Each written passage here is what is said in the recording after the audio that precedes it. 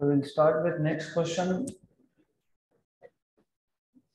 A mass M, which is 100 grams, is attached at the end of a light spring which oscillates on a frictionless horizontal table with an amplitude equal to 0.16 metre. तो question पे ध्यान दो अच्छे से. हमारे पास एक मास है जो हमने अटैच करके रखा है तो light spring. It oscillates on a frictionless horizontal table with an amplitude equal to 0.16 meter and the time period equal to 2 seconds.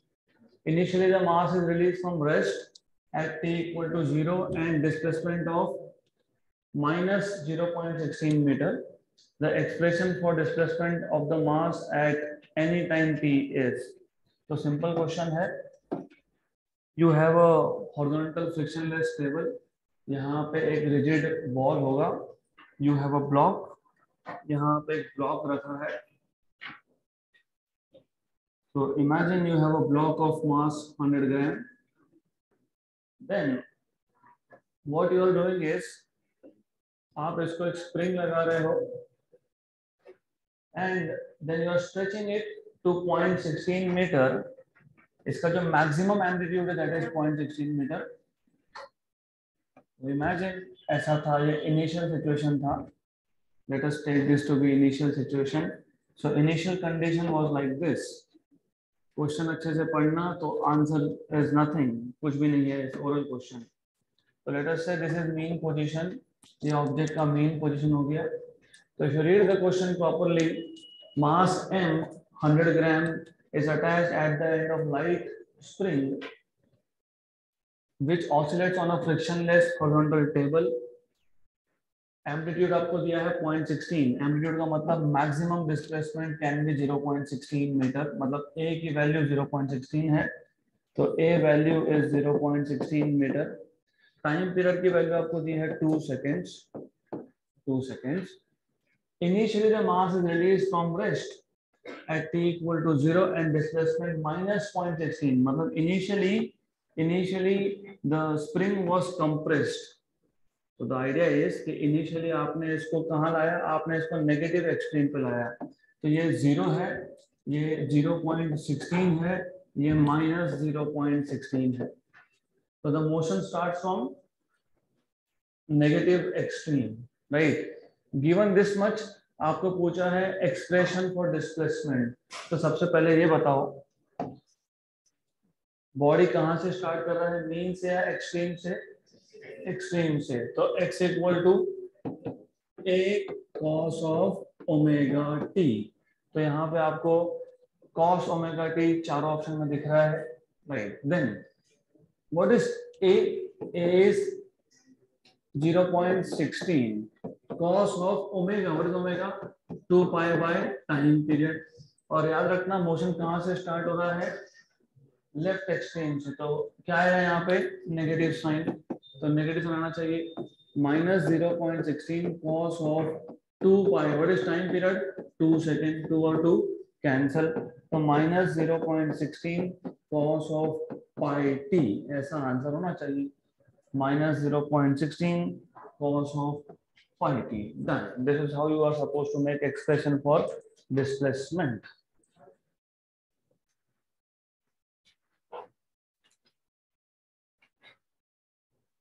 So how to solve such questions orally? Very simple thing.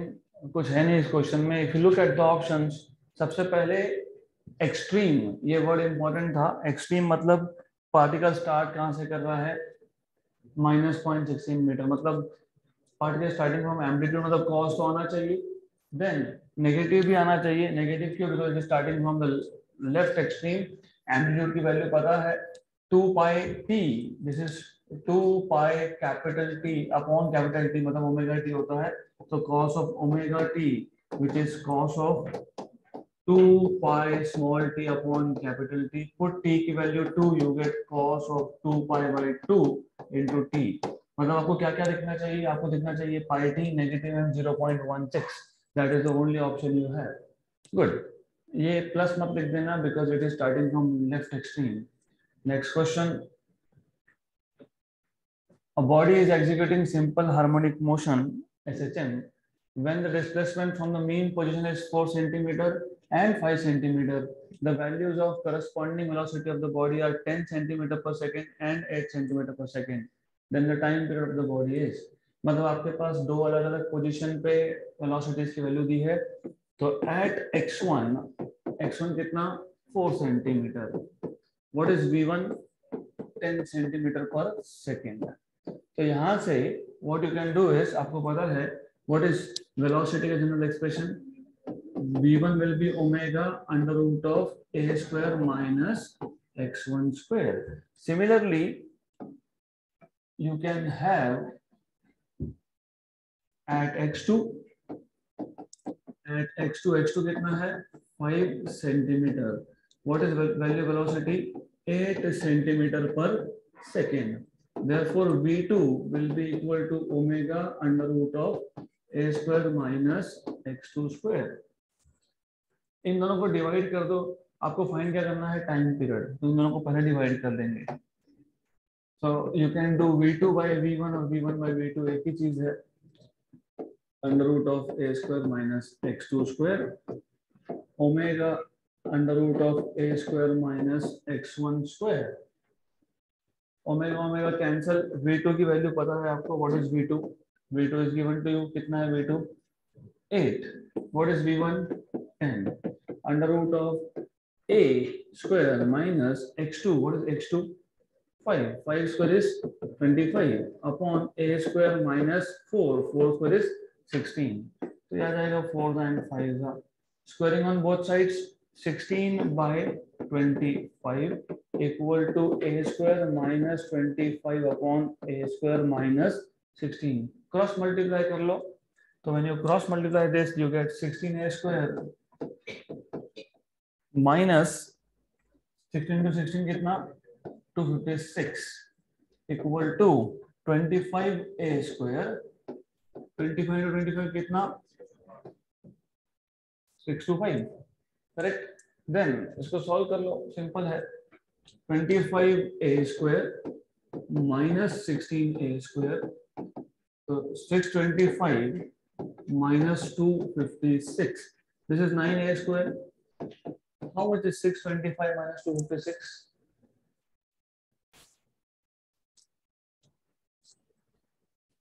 625. एक काम करो, ये 250 मान लो. 250 और 250 500 ऊपर से 125. How much? 375. 6 extra गिना तो 6 माइनस कर लो. 369. This is 369. 9 1 जा 41 जा. तो a स्क्वायर कितना मिल गया 41. हमें फाइंड क्या करना था? करेक्ट है. This is correct. ओके. हमें फाइंड क्या करना था? Time period. तो अभी हमारे पास v1 और v2 दो अलग अलग इक्वेशन है. दोनों में से किसी में भी एक में, whichever you want, put the value of a square. So substitute this value of a square in. Therefore v1 square, मैं डायरेक्टली स्क्वायर कर रहा हूँ, नहीं भी करोगे तो डजंट मैटर. तो v1 equal to omega under root of a square था. a स्क्वायर कितना आया 41 माइनस x1 स्क्वायर. x1 की वैल्यू कितनी थी 4. 4 स्क्वायर इज 16 माइनस 16. तो v1 की वैल्यू कितनी थी आपके पास 10. तो 10 ओमेगा की value 2 pi by time period. How much is this 25 का रूट 5. 41 minus 16 is 25. 25 का रूट 1 एंड 2 कैंसिल एंड कैंसिल. तो t इक्वल टू कितना आया पाई सेकेंड. तो you should get t equal to pi second. Option number सी.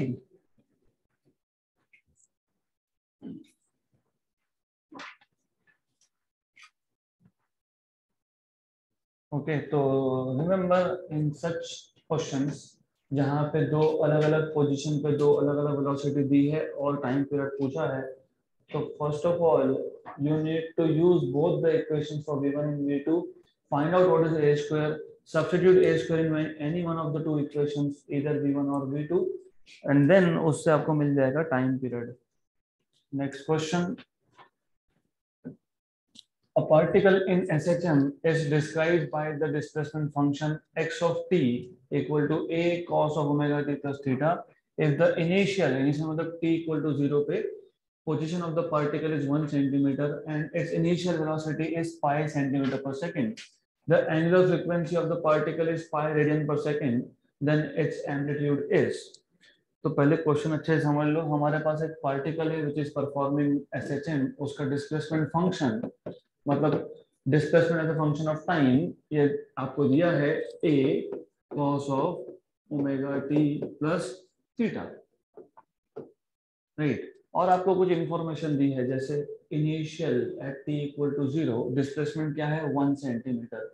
तो at t equal to 0 x is equal to 1 substitute कर दो. therefore x की value 1 a cos of omega into t. t कितना है 0 plus theta. तो यहाँ से मिल जाएगा आपको 1 equal to a cos theta. तो आपको यहाँ से मिल जाएगा cos theta equal to 1 upon a. Equation number 1. ये a एक्सेलरेशन नहीं है, ये a एम्पलीट्यूड है, मैक्सिमम डिस्प्लेसमेंट है. जानबूझ के यहाँ पे स्मॉल a लिखा है so that you get confuse between small a and capital A. तो small a here is not acceleration, it is this maximum displacement मतलब एम्पलीट्यूड. और क्या इंफॉर्मेशन दी थी आपको? पढ़ा था कि इनिशियली वेलोसिटी कितना पाई सेंटीमीटर पर सेकेंड. तो सबसे पहले वेलोसिटी फाइंड कैसे करोगे? तो वेलोसिटी फाइंड करने के लिए क्या करते हैं हम लोग? डेरिवेटिव ऑफ डिस्प्लेसमेंट मतलब dx by dt. तो d dt ऑफ x क्या है? a cos of omega t plus theta. तो a तो कांस्टेंट है, cos का डेरिवेटिव आता है minus sine omega t plus theta into omega t plus theta का डेरिवेटिव जो आएगा ओमेगा. ओमेगा t का डेरिवेटिव आता है ओमेगा, थीटा का आता है 0. गुड. तो ये आपके पास वेलोसिटी का एक्सप्रेशन मिल गया. Therefore, but what do you know? हमें क्या पता है? At t equal to 0, v is equal to pi centimetre पर सेकेंड. सब्स्टिट्यूट करो, v की जगह पे pi और t की जगह पे 0. तो cos of omega into 0 plus theta, sorry sin. We will have sin over here, fine. So you will get omega. Now it's correct, no problem, that is fine. Good, this is all good, nothing wrong here, ये सही है. Okay, omega की value भी पाई दी है, वो substitute करेंगे हम. तो then you will have pi equal to minus a omega, लेकिन ओमेगा की वैल्यू कितनी है? Pi. Sine of theta pi pi cancel by sine theta, क्योंकि ओमेगा इंटू 0 इज 0. तो साइन थीटा मिल गया आपको यहाँ पे. तो आपके पास फ्रॉम दिस इक्वेशन ये 1 है, 1 equal to minus a sine theta. तो साइन थीटा कितना आ गया? Minus 1 upon a. Equation number 2. हमें क्या चाहिए था? एम्पलीट्यूड. हमारे पास क्या आ गया? cos theta 1 upon amplitude, sine theta minus 1 upon amplitude. तो इसके बाद क्या करते हैं फिर? Squaring and adding. क्यों? क्योंकि हमारे पास cos और sin की वैल्यू जब हो तो सिर्फ स्क्वायर ऐड करोगे. तो स्क्वायरिंग एंड एडिंग करोगे तो लेफ्ट हैंड साइड बन जाएगा 1. तो squaring and adding equation number 1 and 2. तो स्क्वायर एंड ऐड करोगे तो cos square theta plus sin square theta. cos theta था 1 by a उसका स्क्वायर, sin थीटा था माइनस 1 by a उसका square. What is cos square plus sin square? 1. This is 1 by a square plus 1 by a square मतलब कितना? 2 by a square. तो a square कितना आ गया? 2.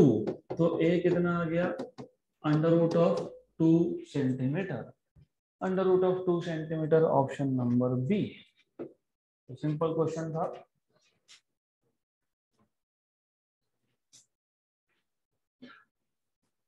Remember in such questions मतलब जहाँ पे आपको displacement as a function of time दिया है, एम्पलीट्यूड पूछा है और वेलोसिटी का इंफॉर्मेशन है. दोनों इंफॉर्मेशन, डिस्प्लेसमेंट और वेलोसिटी का इनिशियल इंफॉर्मेशन था मतलब एट t इक्वल टू 0.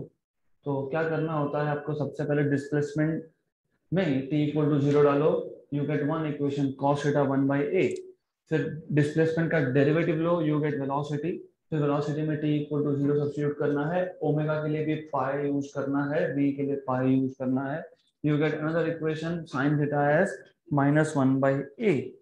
हमें फाइंड करना था a, हमारे पास एक cos थीटा है एक sin थीटा है, इसका मतलब cos थीटा और sin थीटा का स्क्वायर करके ऐड करोगे तो लेफ्ट हैंड साइड 1 बन जाएगा, राइट हैंड साइड पे आएगा 1/a square plus 1/a square that is 2/a square, तो a square equal to 2, a equal to √2। ये क्वेश्चन ओरली भी सॉल्व होता है, दिस इज सिंपल। कैसे? मेथड तो वही है, there is no other method here. सिर्फ अगर आपका मैथ्स थोड़ा सा स्ट्रांग है तो what you could have done is t equal to 0, t equal to 0 मतलब सीधा cos थीटा और ये था 1, राइट? तो इसका मतलब आपको मिल जाएगा यहाँ से cos theta equal to 1/a।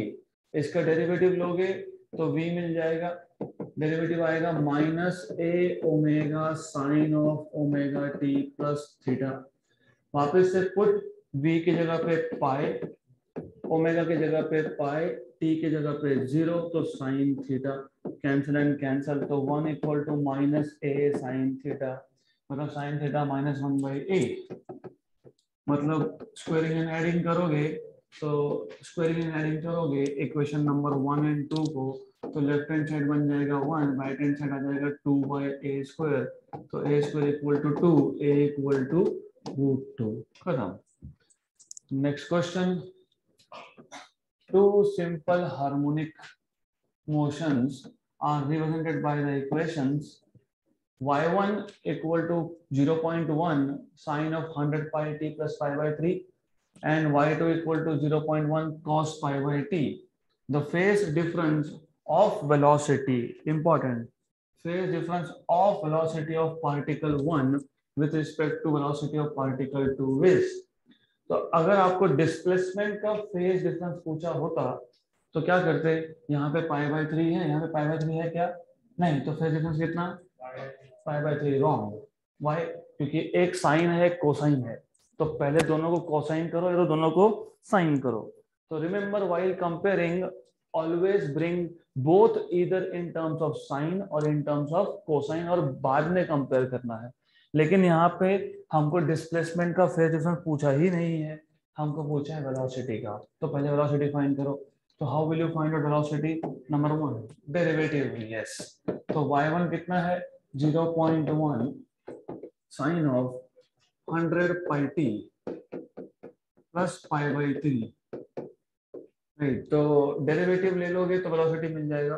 तो velocity of first particle is dy1 by dt, 0.1 as it is, sine का derivative cos of 100 pi t plus pi by 3, और ये 100 pi t plus pi by 3 का डेरिवेटिव आएगा 100 pi, तो 100 pi।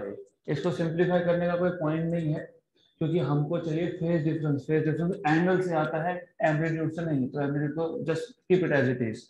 दूसरा क्या था? y2 कितना था? 0.1 cos pi t, तो v2 आएगा इसका derivative 0.1 negative sine pi t with pi multiplied. Then ये आ गया इक्वेशन नंबर 1, इक्वेशन नंबर 2। तो अब दो ऑप्शन है, या तो इक्वेशन 1 को cos से साइन में लाओ या इक्वेशन 2 को साइन से cos में लाओ। Bringing equation 2 from sign to cos is simpler, तो बहुत सिंपल है। तो क्या करेंगे? एक काम कर लो, do one thing again, remember compare करते वक्त जब v1 पॉजिटिव है ना तो इसको भी पॉजिटिव करना पड़ेगा। तो इसको पॉजिटिव कैसे करेंगे? इसको लिखेंगे 0.1 पाई, माइनस साइन इसको दे देंगे, करेक्ट? तो अभी मुझे बताओ cos of π/2 minus theta, minus sine theta आता है या प्लस आता है? तो always remember cos of π/2 plus theta is minus sin theta. तो cos of π/2 plus theta is minus sin theta. हमारे पास क्या है? माइनस साइन पाई टी है, तो थीटा की जगह पे क्या लिखेंगे? पाई टी, और यहाँ पे क्या लिखेंगे? थीटा की जगह पे वापस से पाई टी, करेक्ट? तो हमको मिल गया minus sine pi t equal to cos of pi t plus pi by two. Therefore V2 will be equal to 0.1 pi cos of pi t plus pi by two. तो basic trigonometry याद रखना, सबसे पहला काम velocity find करो। फिर हमने देखा एक में कोसाइन है एक में साइन है, ऊपर से एक पॉजिटिव वेलोसिटी एक नेगेटिव है, तो कॉस कॉस में लाना है और दोनों को पॉजिटिव पॉजिटिव करना है, तो नेगेटिव साइन साइन को दे दिया, negative goes with sign pi T, minus sine theta is cos of pi by two plus theta. Theta क्या था? पाई टी था। थीटा क्या था? पाई टी था। हो गया। अभी मिल गया इक्वेशन नंबर 2। अब कंपेयर कर सकते हो 3 नंबर इक्वेशन। तो from equation number 1 and 3 what do you see? इसका फेज कितना है?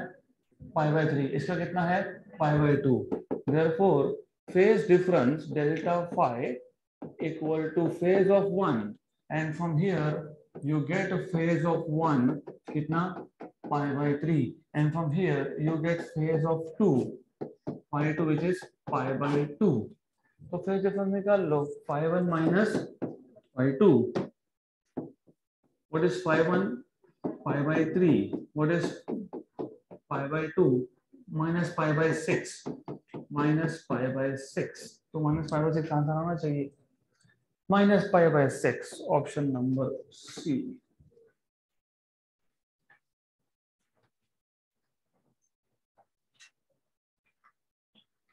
Remember to solve such questions. सबसे पहले तो वेलोसिटी का फेज डिफरेंस था, डिस्प्लेसमेंट का नहीं, और वेलोसिटी एंड डिस्प्लेसमेंट का नहीं, velocity of one particle with velocity of second particle. तो सबसे पहले डिस्प्लेसमेंट के इक्वेशन में से आपको फाइंड करना पड़ेगा व्हाट इज वेलोसिटी।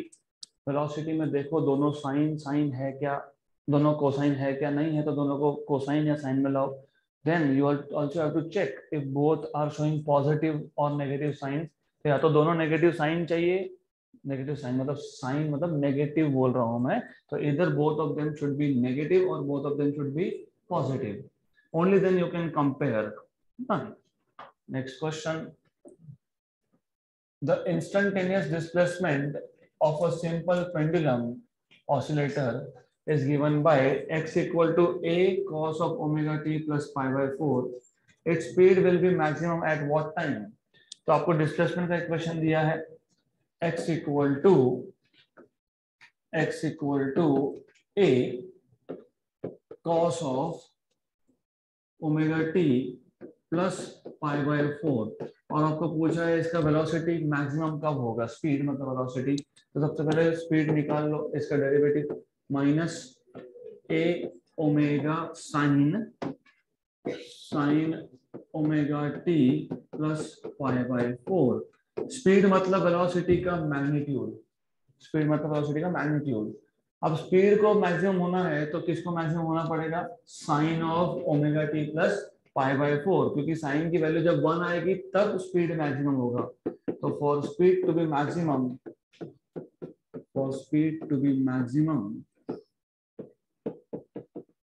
क्योंकि ए कांस्टेंट है ओमेगा कांस्टेंट है, तो स्पीड डिपेंड किस पे करता है? साइन पे।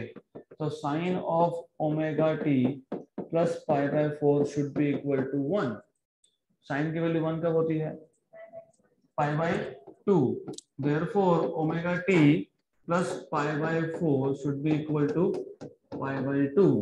Omega t equal to pi by 2 minus pi by 4 कितना होता है? Pi by 4। तो omega t should be equal to pi by 4। आपको पूछा है एट व्हाट टाइम, टी पूछा है, तो they are asking you at what time. तो omega is 2 pi by time period t equal to pi by 4, pi cancel, so you will have t equal to time period by 8। हाँ, ये ऐसा आना चाहिए, time period by 8। इन्होंने पूछा है, अच्छा ओके, एट टाइम, गुड। तो हमको मिल गया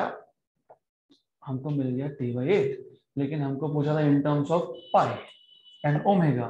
तो in terms of pi and omega पूछा था, तो हो गया क्वेश्चन खत्म।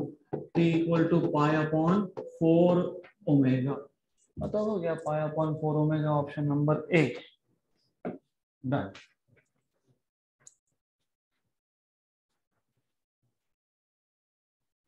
रिमेंबर साइन की वैल्यू मैक्सिमम होगी तो वेलोसिटी मैक्सिमम होगी, और साइन की वैल्यू मैक्सिमम होती है 1, तो sine of omega t plus pi by 4 equal to sine of pi by 2। Therefore omega t plus pi by 4 equal to pi by 2, तो t equal to pi upon 4 omega. While solving such questions, be very careful, क्योंकि minus sine absorb करने गए तो गए। तो minus sign क्यों आता है? It is only because of direction. तो मोशन को पहले समझ लो। तो याद रखना एसएचएम सबसे सिंपल टॉपिक है, जस्ट अंडरस्टैंड द मोशन। तो ऐसा है, जब जब पार्टिकल मीन पे होगा, अब दो पॉसिबिलिटी है, या तो राइट में जाएगा या तो लेफ्ट में जाएगा। अगर राइट में जाएगा तो मैक्सिमम वेलोसिटी होगा उसका ए ओमेगा। अगर यही पार्टिकल लेफ्ट में जा रहा है तो माइनस ए ओमेगा। अगर पार्टिकल राइट एक्सट्रीम पे है तो अभी लेफ्ट में ही जा सकता है, बाकी तो कहीं जा नहीं सकता। तो यहाँ पे ए मैक्स होगा माइनस ए ओमेगा स्क्वायर, क्योंकि अभी लेफ्ट में ही आना है तो साइन नेगेटिव। और अगर ये लेफ्ट एक्सट्रीम पे है तो उसका मैक्सिमम एक्सेशन होगा, ए मैक्स होगा प्लस ए ओमेगा स्क्वायर। याद रखना यहाँ पे पोटेंशियल एनर्जी मैक्सिमम होता है, काइनेटिक एनर्जी 0 होता है। यहाँ पे भी वही होता है, पोटेंशियल एनर्जी मैक्सिमम होता है, काइनेटिक एनर्जी 0 होता है।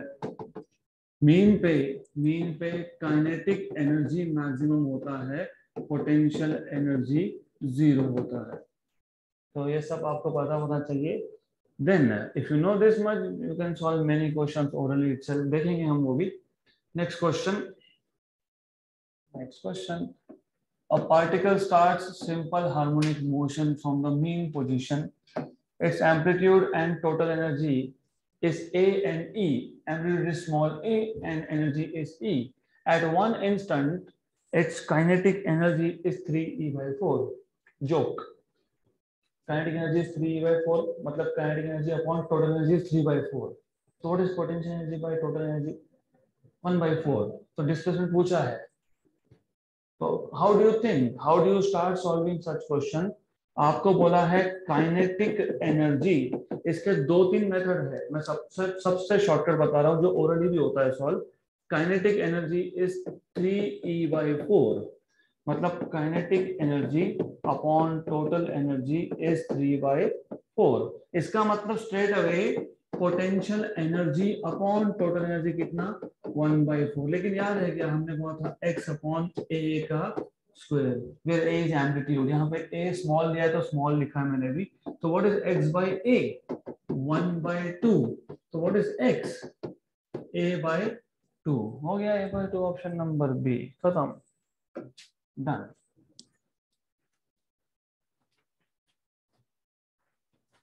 Next question. Okay. A body is executing simple harmonic motion at a displacement x. Its potential energy is E1. At a displacement of y, its potential energy is E2. Then the potential energy at displacement x plus y is E energy दिया है। तो पहले question वापस समझ लो। x position पे energy कितना है? E1। कौन सा एनर्जी? पोटेंशियल। y पे कितना है? E2। और x प्लस y पे कितना है? E। और they are asking you what is the relation between E1 and E2। तो सिंपल क्वेश्चन है ये भी। व्हाट इज पोटेंशियल एनर्जी का फॉर्मूला? हाफ के एक्स स्क्वायर। मतलब आपको मिल गया यहाँ से E1 इक्वल टू हाफ के एक्स स्क्वायर, करेक्ट। तो यहाँ से आपको मिल जाएगा x square equal to 2E1 by k, मतलब x equal to under root of 2E1 by k. Similarly E2 will be half k y square, क्योंकि E2 is potential energy at displacement of y, right. तो यहाँ से मिल जाएगा y square equal to 2E2 by k. तो y equal to under root of 2E2 by k. आपको पूछा क्या है? व्हाट इज पोटेंशियल एनर्जी, मतलब potential energy at x plus y is E, ये दिया है। तो पोटेंशियल एनर्जी E ये कब आएगा? जब डिस्प्लेसमेंट कितना है? x प्लस वाई, तो हाफ के एक्स प्लस वाई का स्क्वायर, क्योंकि पोटेंशियल एनर्जी का जनरल फॉर्मूला क्या होता है, हाफ के डिस्प्लेसमेंट स्क्वायर। तो E1 आ गया हाफ के एक्स स्क्वायर, E2 आ गया half k y square, E आ गया हाफ के एक्स प्लस वाई का square. Okay, this is half K. What is x? What is x? Under root of 2E1 by k. What is y? Under root of 2E2 by k, इसका square. Good. Then what will you do here is, अगर आप option देखोगे तो option में सब under root भी दिखता है। तो एक काम करो, यहाँ पे स्क्वायर है, इसका रूट ले लो। तो taking square root,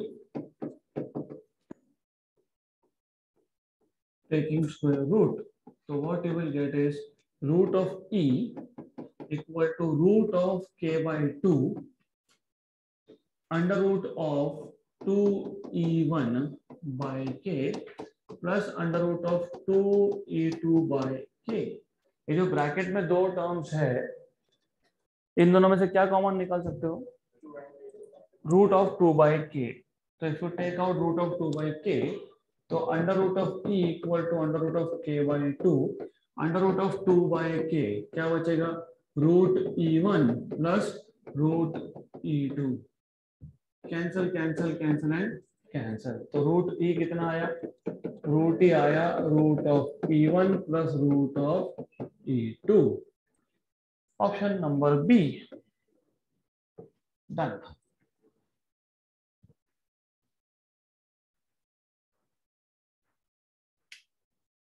All right. So simple question था। And how do you know? How do you know कि रूट लेने हैं कि नहीं? You always have to keep looking at the options. Option में क्लियर कट दिख रहा है कि रूट है। दूसरा फिर बोलोगे विदाउट रूट भी है। हाँ, लेकिन विदाउट रूट नहीं आ सकता ना, क्योंकि हमारे पास already x equal to root of 2e1 by k आ गया, y equal to root of 2e2 by k आ गया। That is why. Next question, good. Now these are really important क्योंकि ये आपको CET में एक्सपेक्टेड है, लेकिन स्टेट बोर्ड में होते नहीं है, थ्योरी में होते नहीं है ऐसे questions, but they are expected spring के क्वेश्चंस। तो first of all you should remember, हम क्वेश्चन स्टार्ट करें उससे पहले, स्प्रिंग्स इन सीरीज, इसका formula is equivalent to resistances in parallel.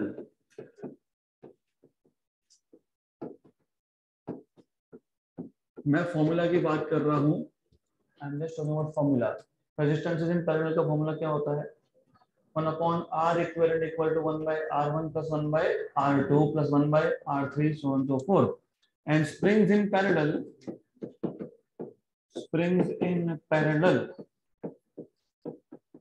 इसका फॉर्मूला होता है equivalent to resistances in series. मैं बताऊंगा डिटेल में, हम बहुत सारे questions we will solve orally. Then you should know first thing how to identify springs whether they are in parallel or they are in series। तो कोई भी component हो, चाहे वो स्प्रिंग हो, चाहे वो रेजिस्टेंस हो, चाहे वो कैपेसिटर हो, चाहे वो इंडक्टर हो, जब आप बोलते हो सीरीज कॉम्बिनेशन, तो सीरीज में होता क्या है, किसी भी दो स्प्रिंग्स में, दो रेजिस्टेंसेस में एक ही एंड कॉमन होता है। You have one end common. This is called as series combination, right? And for parallel combination, both the ends are common. तो parallel का जो केस होता है उसमें दोनों ends both are made common. So this is something like that. तो इतना पता होना चाहिए। So what you should know is this. Okay. So for parallel combination, you have both the ends connected to common points। अब पहला spring है, उसका spring constant K1 है, दूसरे का स्प्रिंग कांस्टेंट K2 है, तीसरे का स्प्रिंग कांस्टेंट K3 है। यहाँ पे भी K1, K2 एंड K3। मैंने अभी आपको बताया, springs in series they act as resistance in parallel. मतलब 1 upon K equivalent will be 1 upon K1 plus 1 upon K2 plus 1 upon k3, and here it will be just k1 plus k2 plus k3. अगर सारे के सारे spring identical बोले हो, identical मतलब spring constant same, तो उस केस में k1 k2 k3 सबकी वैल्यू आएगी सेम. तो if springs are identical, if springs are identical, you will have k1 equal to k2 equal to k3 equal to k. तो इस case में you must know, do you remember n resistance, n same resistances in parallel.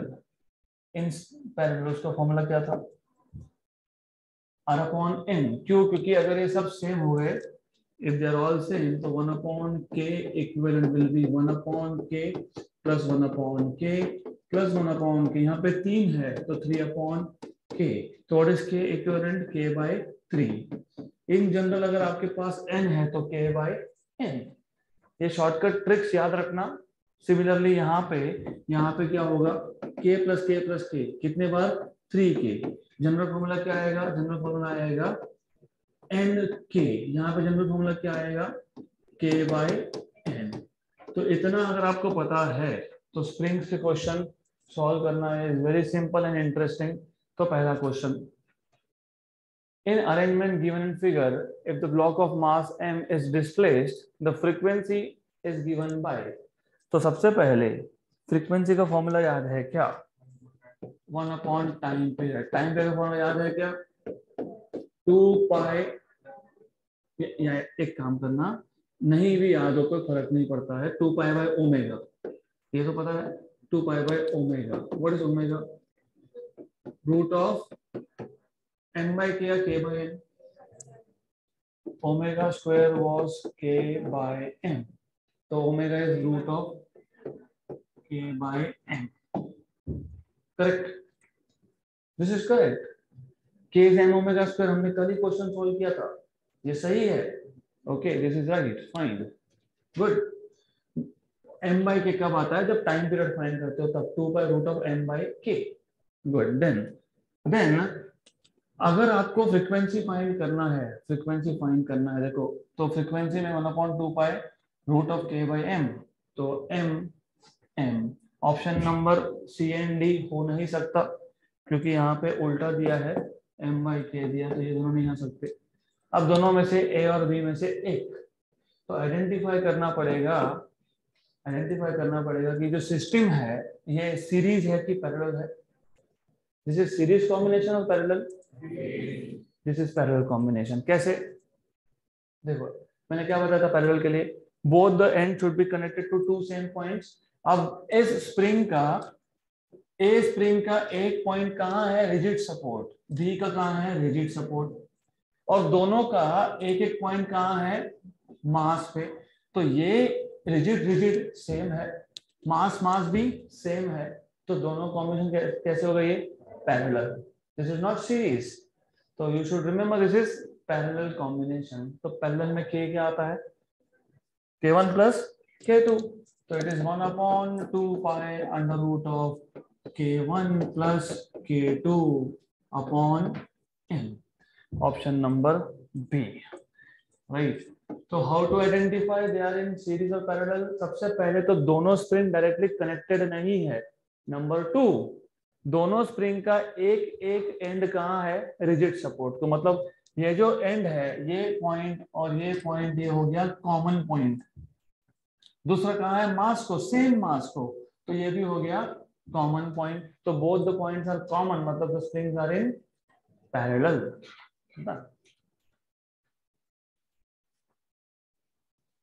Next question. Okay, तो अगले question में हमको दिया है two identical springs, मतलब स्प्रिंग कांस्टेंट इज सेम, और लिखा भी है k and k are connected in series and parallel as shown in figure. A mass m is suspended from them. The ratio of their frequencies of vertical oscillation will be. So first of all, what is frequency 1/2 pi root of K by M, 1/2 pi under root of K by M, मतलब frequency is proportional to root of K. अब पहले case में दोनों क्या है, series में है, तो के सीरीज कॉम्बिनेशन दोनों सेम है, सीरीज सीरीज सीरीज दोनों सेम है के बाई टू डायरेक्टली, नहीं तो फिर वही करो 1/1 प्लस के प्लस 1/k, ऐसा करना है तो वैसा करो। तो 1/ks क्या आएगा 2/k, तो ks क्या आएगा k/2। या फिर मैंने जैसे बताया सीरीज में अगर आपके पास आइडेंटिकल स्प्रिंग्स है तो डायरेक्टली लिख देना k जितने भी होंगे, कितने हैं 2, ये क्या है, ये पैरेलल है। तो what is parallel, it is 2k, right. हमको रेशियो किसका पूछा है, पहले का टू दैट ऑफ सेकेंड, तो हो गया frequency of first upon second is equal to frequency of first, लेकिन फर्स्ट कौन सा है, सीरीज है, दूसरा कौन सा है, पैरेलल है। सीरीज में कितना आया था k/2 और ये कितना था 2k, k cancel, root of 1/4, what is 1/4 का रूट 1:2, ऑप्शन नंबर सी।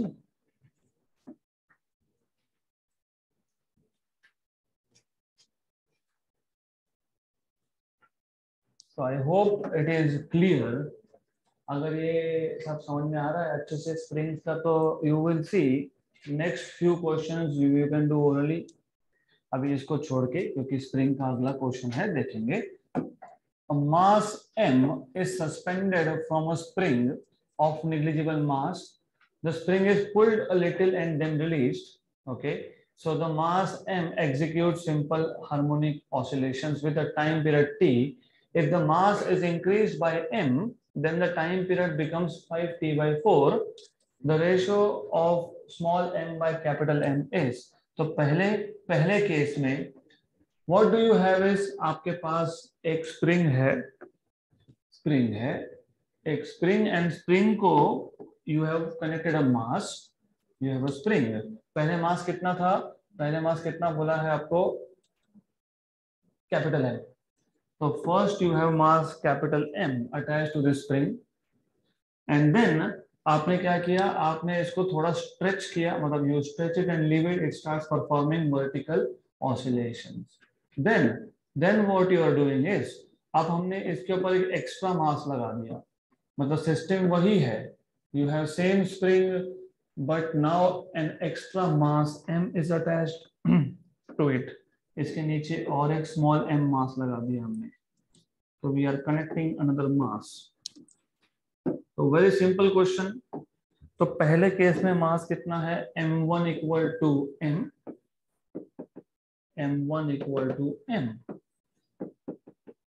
दूसरे केस में मास कितना है, m प्लस स्मॉल m, तो m2 equal to capital M plus small m। पहले केस में टाइम पीरियड कितना था t, दूसरे केस में टाइम पीरियड कितना है 5t/4, 5t/4 बोला है, यस। क्या पूछा है, what is the ratio of small m by capital M। Well by the way, what is time period, time period is 2π/ओमेगा, तो बाय ओमेगा मतलब m/k, मतलब time period t is proportional to root of m। क्यों, क्योंकि spring same है दोनों case में, तो स्प्रिंग कांस्टेंट वो कांस्टेंट ही है, that is why.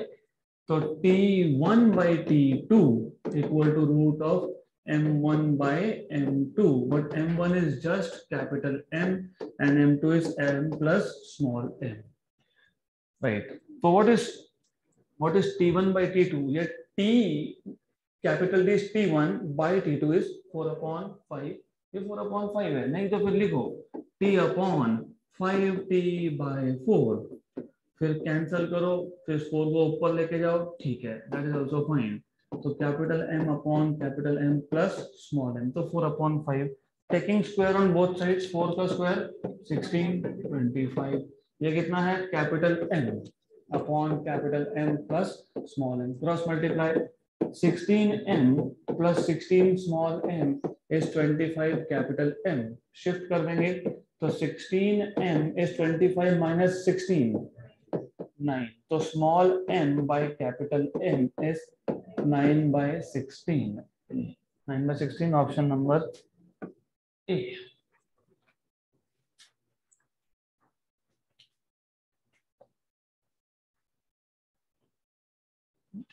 Next question.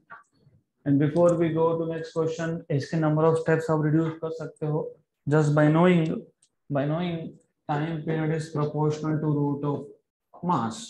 तो T2 by T1 हमको already पता है m plus small m upon capital M, और T2 by T1 तो पता ही था, T2 by T1 was 5 by 4, तो ये था 5 by 4. फिर हम स्क्वायर कर लेंगे एंड इसको सॉल्व करेंगे. तो this is how you can reduce number of steps. Method same है, just number of steps you need to reduce. Next question. In the figure S1 and S2 are two identical springs. Identical springs का मतलब होता है spring constant same होना. तो जानबूझ के यहाँ पे S1 S2 लिख के रखा है so that you take it like K1 K2. This is not K1 K2, this is S1 S2 is the name of spring. Constant क्या होगा? सेम. क्यों? क्या बोला है? Identical. The oscillation frequency of mass m is f. If one of the spring is removed the frequency will become. तो सबसे पहले हमारे पास है दोनों स्प्रिंग्स. ये दोनों स्प्रिंग सीरीज में है कि पैरेलल में है? तो फ्रीक्वेंसी क्या आएगा? 1/2 pi root of k by m, right? k यहाँ पे k कितना? 2k. क्यों 2k? क्योंकि दोनों पैरेलल में है. What is parallel combination? k1 plus k2. तो ये हो गया फ्रीक्वेंसी f, क्योंकि उन्होंने बोला है जब दोनों थे तो फ्रीक्वेंसी कितना? f. अब आपने क्या किया? एक को रिमूव कर दिया, एक स्प्रिंग को हटा दिया. तो एक स्प्रिंग को हटाना मतलब एक ही स्प्रिंग बचना. तो एक ही स्प्रिंग बचेगा तो उसका फ्रीक्वेंसी कितना होगा? 1/2 pi root of k by m. Correct. हमको बोला है what is new frequency in terms of the previous one. तो दो ऑप्शन, एक तो दो मेथड, एक तो डिवाइड करो, but do not always run after dividing. Look, just look, you can see. आपको दिख रहा है ये जो f है, मैं यहाँ पे ऐसे लिख सकता हूँ, इसको √2 को अलग कर लूंगा. √2 को अलग कर दिया, f में से √2 को अलग कर दिया, तो क्या बचा? 1/2 pi root of k by m. लेकिन ये क्या है? ये f डैश है. तो f कितना है? √2 टाइम्स ऑफ f डैश. तो f डैश कितना आएगा? f/√2. हो गया question solve. f/√2 option number D.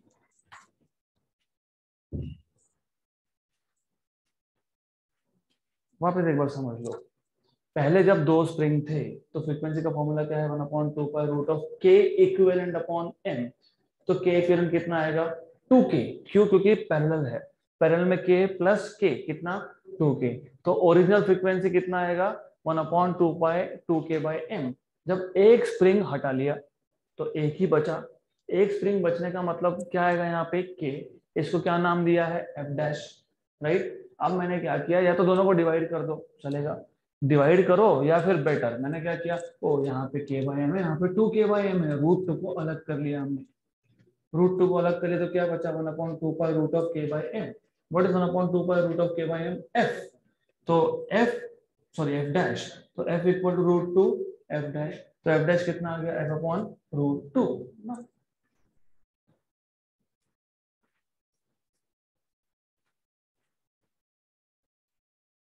Next question.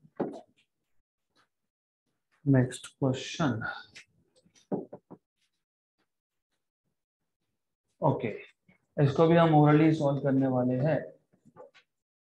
What will be the force constant of the system shown in figure. हमारे पास जो डायग्राम दिया है इसमें फोर्स कांस्टेंट कितना आएगा? तो सबसे पहला फर्स्ट आइडेंटिफिकेशन, 3 स्प्रिंग है, उसमें से ऊपर के 2 स्प्रिंग दोनों का फोर्स कांस्टेंट है k1. ये सिस्टम क्या है? सीरीज के पैरेलल. तो ये k पैरेलल क्या आएगा? k1 प्लस k1, मतलब कितना? 2k1, क्योंकि दोनों k1 है. करेक्ट. ये दोनों कौन से दोनों, ऊपर का दो मिला के एक बन गया, तो I will just show it again. ये जो दो है ये दो मिला के एक सिस्टम बन गया, तो मतलब ये एक स्प्रिंग बन गया। इसका स्प्रिंग कांस्टेंट कितना आया 2K1, और नीचे का जो एक स्प्रिंग है ये system, these two are in series, तो ये आ गया सीरीज में, राइट। तो what is final equivalent, 1 upon तो 1 upon K equivalent will be 1 upon 2K1 plus 1 upon K2। तो पहले दो पैरेलल में, पैरेलल का इक्विवेलेंट आ गया 2K1, फिर वो 2K1 and K2 they are in series. तो सीरीज में क्या होता है 1 upon first spring constant which is 2K1 plus 1 upon second spring constant. हमको क्या पूछा है, हमको पूछा है what is the force constant. ये 1 upon फोर्स कांस्टेंट आया, हमें क्या चाहिए फोर्स कांस्टेंट। तो क्या करोगे रेसिप्रोकल लोगे, तो रेसिप्रोकल ले लो, तो रेसिप्रोकल लोगे तो इसका रेसिप्रोकल हो जाएगा ना 1 upon 2K1 plus 1 upon K2, reciprocal मतलब रेज टू -1, तो होगा look 1 upon 2K1 plus 1 upon K2 raised to -1, done।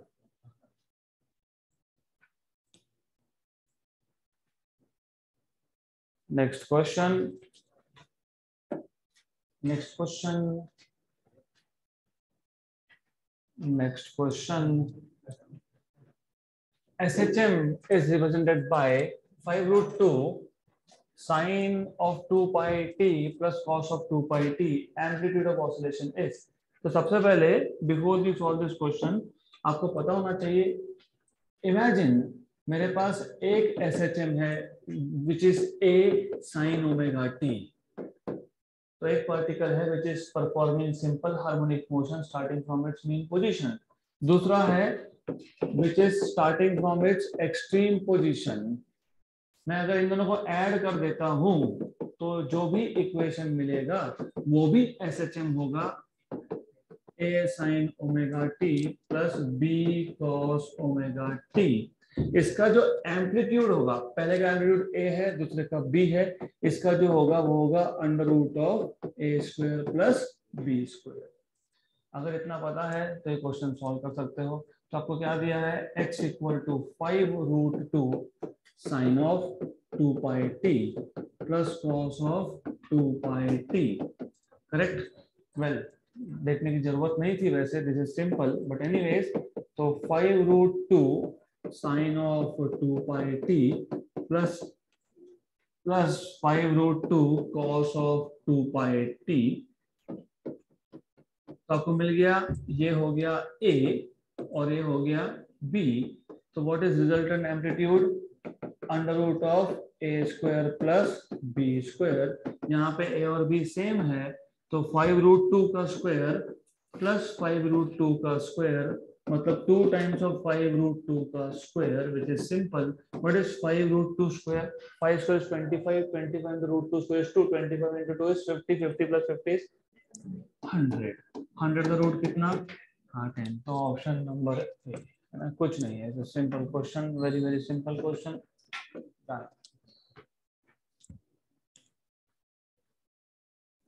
So next question, out of the following functions representing motion of a particle, मतलब सारे के सारे फंक्शन रिप्रेजेंट कर रहे हैं मोशन ऑफ पार्टिकल, राइट। तो इन सब में से कौन सा सिंपल हार्मोनिक मोशन है ऐसा पूछा है। ऐसे क्वेश्चंस का सॉल्यूशन 15 स्टेप में दिया है, 15 steps, but this is not to be solved, ये ओरल होता है क्वेश्चन। क्यों, क्योंकि आपको पता है सिंपल हार्मोनिक मोशन में एक्सेलेरेशन क्या आता है, what is a minus omega square x। तो what they will do is, मतलब जो बुक का सॉल्यूशन है वो क्या है, x उठाएंगे फिर यहाँ से dv/dt करेंगे, मतलब आपको पहले तो v फाइंड करना पड़ेगा, मतलब सबसे पहले what they will do is they will first of all do dx/dt, v मिल जाएगा, फिर v मिलने के बाद वो क्या करेंगे dv/dt करेंगे, फिर चेक करेंगे if a = -omega square x है क्या, अगर है तो सिंपल हार्मोनिक मोशन, नहीं है तो नॉट सिंपल हार्मोनिक मोशन। ऐसा हर एक फंक्शन के लिए करेंगे, फिर बोलेंगे हाँ देखो इसमें से इस नंबर के फंक्शन का ये आ रहा है, तो वो कौन है, सिंपल हार्मोनिक, बाकी कौन है, simple motion, not simple harmonic. Correct, करना ही नहीं है ऐसा। क्या करना है, रिमेंबर द रूल्स। पहले तो सिंपल हार्मोनिक किसको बोलते हो, हार्मोनिक मतलब साइन या कोसाइन दिखना चाहिए, इधर तो साइन कोसाइन है ही नहीं, करेक्ट, तो ये तो हो नहीं सकता। दूसरा, सिंपल हार्मोनिक मोशन में कहीं पे भी हमने sine square sine cube cos square cos cube cos raise to 4 cos raise to 5 लिया था क्या, नहीं, तो ये भी तो हो नहीं सकता। तीसरा, मैंने अभी अभी बताया कि सारे के सारे कितने भी टर्म्स हो सब में ओमेगा होना चाहिए सेम, मतलब omega T omega T omega T omega T, इसमें ओमेगा 3 ओमेगा 5 ओमेगा, तो ये भी हो नहीं सकता। तो बचा कौन, हाँ ओनली 4, राइट। तो रिमेंबर, सिंपल हार्मोनिक के लिए साइन कोसाइन दिखना चाहिए और दोनों का आर्ग्यूमेंट, आर्ग्यूमेंट मतलब एंगल, फेस, मैथमेटिक्स में एंगल को आर्ग्यूमेंट भी बोलते हैं, तो फेस दोनों का सेम होना चाहिए। डन, बिना देखे मतलब बिना सॉल्व किए you can just do this. Next question is this one. अब ये क्वेश्चन इंपॉर्टेंट है। तो a vibratory motion is represented by, वापस से वही, ये जो क्वेश्चन था इसमें 2 या 3 या 4 मोशन का कॉम्बिनेशन था, यहाँ पे 1 2 3 और 4 मोशन का कॉम्बिनेशन है। आपको बोला है कि ये वाइब्रेटरी मोशन है, मतलब ये सिंपल हार्मोनिक ऑलरेडी है, इसका एम्पलीट्यूड फाइंड करो। तो एम्पलीट्यूड कैसे फाइंड करेंगे, तो हाउ डू फाइंड एम्पलीट्यूड, हमारे पास क्या है, 2a cos omega t x equal to 2a cos omega t plus plus a cos of omega t plus pi by 2 plus plus क्या है, a cos of omega t plus pi plus plus a by 2 cos of omega t plus 3 pi by 2 omega t plus 3 pi by 2। तो अभी इसको पहले simplify करना पड़ेगा। What is cos of omega t plus pi by 2 minus sine omega T, cos of pi by 2 plus theta is minus sine theta, तो minus A sine of omega T. What is cos of, ये क्या था, what is cos of pi plus theta, what is cos of, wait a minute, minus cos theta, cos of pi by 2 नहीं है ना, तो cos का cos रहता है, लेकिन क्वाड्रेंट कौन सा है, तीसरा, तीसरा में कॉस क्या होता है, नेगेटिव, तो ये आ जाएगा आपके पास माइनस, तो remember this is minus A cos of omega T, cos of omega t plus pi is minus cos omega t. What is cos of omega t plus 3 pi by 2? पहली बात by 2 है तो cos का क्या होगा, sign. दूसरा quadrant कौन सा है, फोर्थ, फोर्थ में cos क्या होता है, पॉजिटिव, तो plus plus a by 2 sine of omega t. अब 2a cos omega t minus a cos omega t, मतलब कितना बचा, a cos omega t minus a plus a by 2 minus a by 2 sin omega t. Do you remember this was a या फिर b, जो बोलना चाहो वो, and this is b. So what is resultant amplitude, under root of a square plus b square. What is a is a, what is b is a by 2, a by 2 का square मतलब a square by 4, तो कितना आ गया 5a square by 4, मतलब कितना आ गया, root of 5 by 2 into a, तो रूट 5a by 2 ऐसा आना चाहिए, ऑप्शन नंबर बी।